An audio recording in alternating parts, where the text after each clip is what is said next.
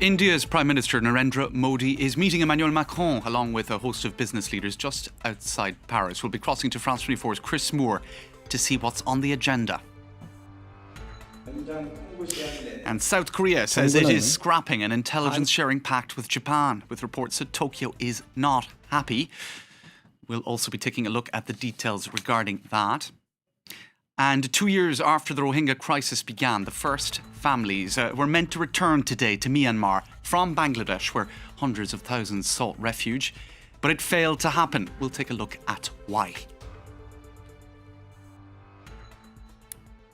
Thanks for watching France 24. I'm James Creedon. Now, it's been a busy day in French diplomacy after Boris Johnson.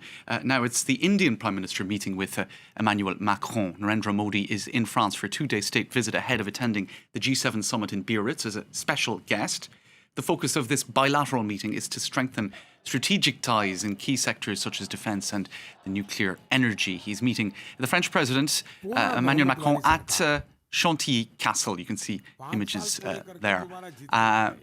We can talk now to France 24's Chris Moore, who is following events at the Château de Chantilly, just outside of Paris.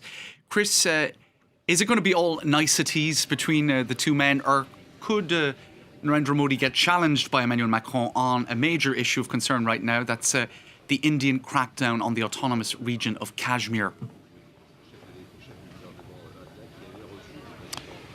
Well, first of all, there's going to be a fair amount of pomp and circumstance. Emmanuel Macron was given a spectacular welcome to India last year, and the aim of this evening's summit and dinner is to return the favour, really, at Chantilly, a 19th century castle just outside Paris. As you said, Kashmir obviously lurking there in the background. The Pakistani Prime Minister warning of what he said was possible genocide. Human rights groups are sounding the alarm bell over the situation there, and the Americans urging India to release detainees and establish a minimum of liberty in that disputed region. Are we going to see anything along those lines from the French? Well, officials briefing that it is on the agenda at tonight's talks, that they are going to demand what they call an explanation from Narendra Modi, but saying they won't be acting aggressively in doing so, encouraging dialogue between India and Pakistan, saying it's up to those two countries to sort it out amongst themselves. So on the agenda, yes, but allowed to spoil it, certainly not. And why the reticence, Chris? Is it realpolitik, I guess? Realpolitik, or as Emmanuel Macron likes to call it, multilateralism. His message is that France is willing to talk to anybody as and when it sees fit. He, of course, had Vladimir Putin here at the start of the week. In the background, as far as these two particular countries are concerned, however, is a growing relationship, a commercial relationship. Largely, it started off in the 1990s with the signing of a special agreement by the then French President Jacques Chirac. It involves a lot of what the French call national champions, really. 36 Rafale fighter jets due to be sold to India. There's a civilian nuclear accord to honour, and lots of smaller businesses, 1,000 or so French businesses have set up shop in India. It's now the 9th biggest investor in the country. This, of course, comes ahead of the G7 meeting down in Biarritz. Narendra Modi invited to attend a couple of sessions there as Emmanuel Macron looks to widen the scope of the G7, and hailing this particular get-together as an environmentally focused one at a time when he wants to promote the Paris Climate Accords, in which the Americans have turned their back on them. And Narendra Modi, whose his country is one of the biggest greenhouse gas emitters on the planet, is obviously going to be part of Emmanuel Macron's plans there. All right, Chris Moore there at the Château de Chantilly. Thanks for that. Now, earlier in the day, the British Prime Minister met with the French President at the Élysée Palace for lunch. Boris Johnson's visit came a day after he met with Angela Merkel in Berlin. Delan D'Souza has all of the details. A hastily planned trip to Paris by Britain's Prime Minister. A month into his new job, Boris Johnson is pleading his case to reopen Brexit negotiations as the end of October deadline fast approaches.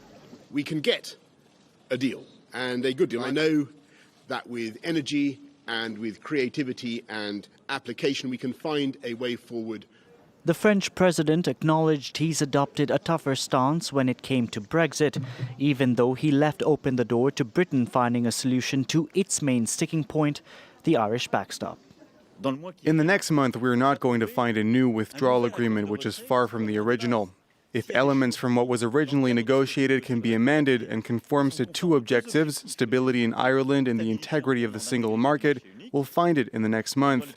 If not, that means the problem is deeper, that it's more political, a British political problem. Boris Johnson's meeting in Paris comes a day after he met Angela Merkel in Berlin.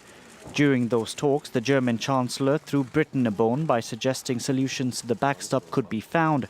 And on Thursday, she extended that timeline even further. I said that what one can achieve in 2 or 3 years can also be achieved in 30 days. To put it differently, one can also achieve it by October 31st. So 30 days was symbolic for saying that it's possible to achieve it in a short period. While Boris Johnson has reiterated the UK is ready to leave the bloc with or without a deal in hand, the British pound reacted positively to news Paris and Berlin are ready to be more flexible than before. Japan's government has protested against South Korea's scrapping of an intelligence-sharing pact between them.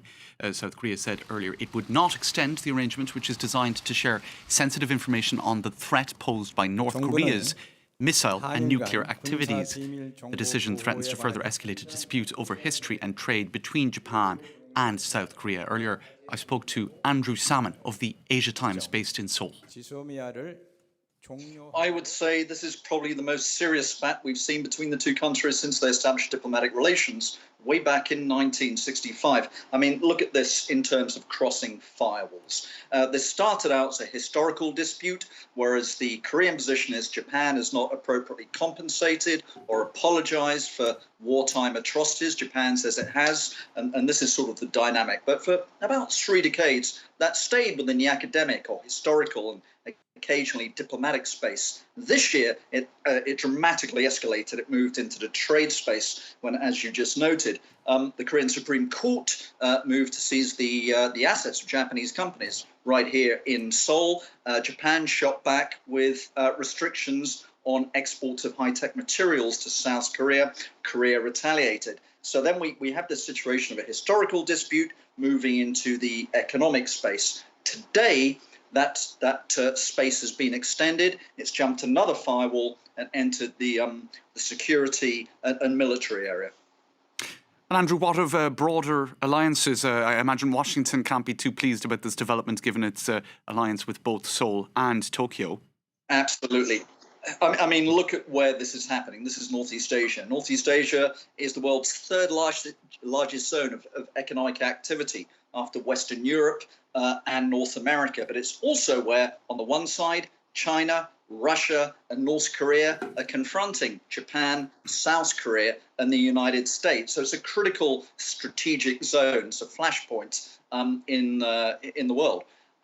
And America has for years been trying to forge some kind of trilateral alliance between itself and Tokyo and Seoul. And the only fruit of those efforts by Washington thus far in 2016 was this military intelligence sharing pact. Today, that pact has been axed. Now, it's 2 years since the start of the Rohingya crisis in Myanmar that saw hundreds of thousands flee to Bangladesh. Today was meant to mark the beginning of the return of some Rohingya families. We'll take a look at why that didn't happen now with Wasim Cornet. A meeting point for displaced Rohingyas, but not a soul in sight.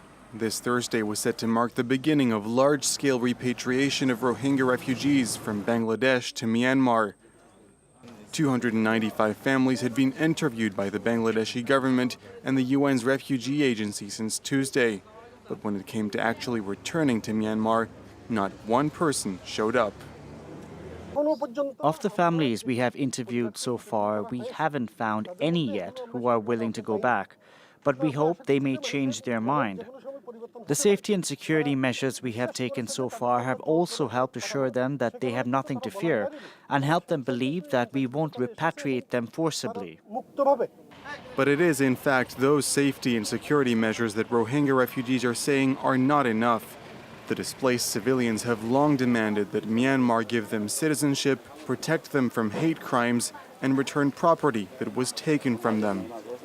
They asked whether we want to go to Myanmar. We said that we won't go without justice. Our assets have to be returned. Houses should also have to be provided to the Rohingyas detained in Mangdao jail. Only then will we go back to Myanmar.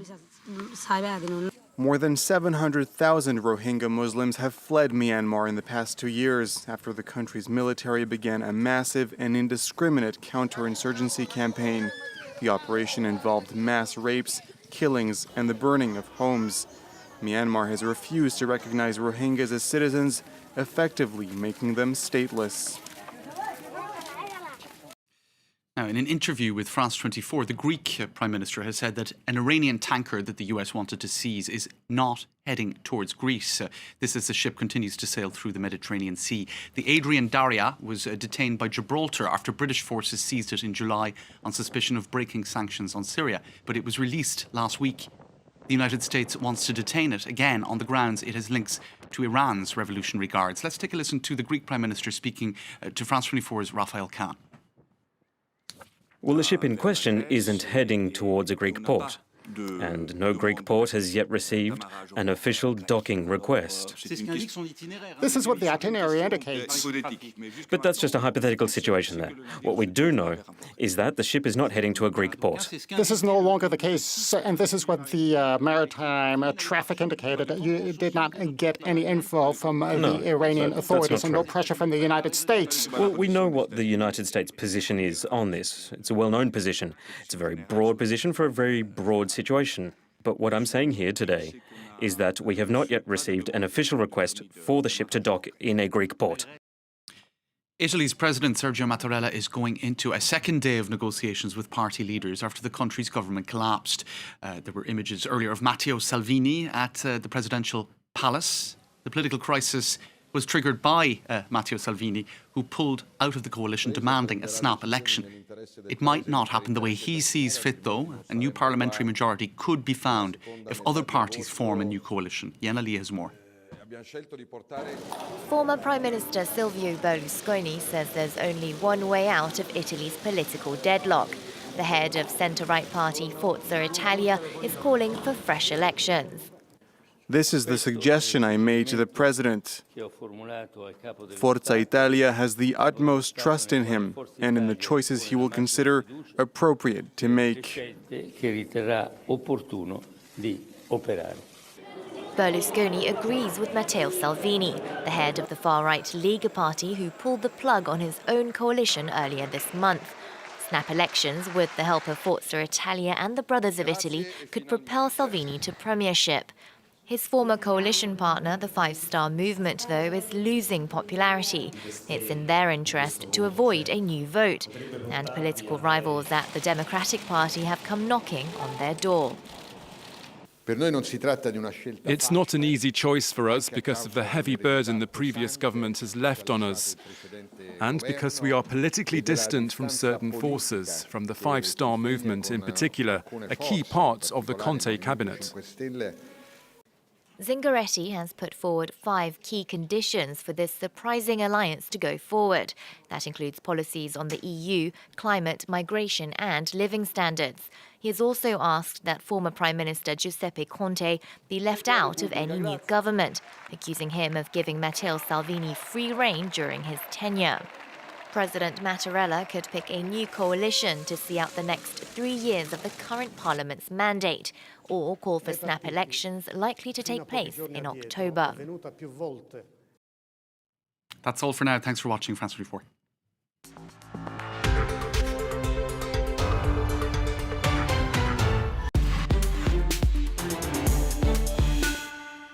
Ils font l'actualité du monde, ils sont sur France 24. Avec nous dans l'entretien aujourd'hui, Kyriakos Mitsotakis, bonjour. Bonjour. Vous êtes le nouveau Premier ministre de la République hellénique, la Grèce.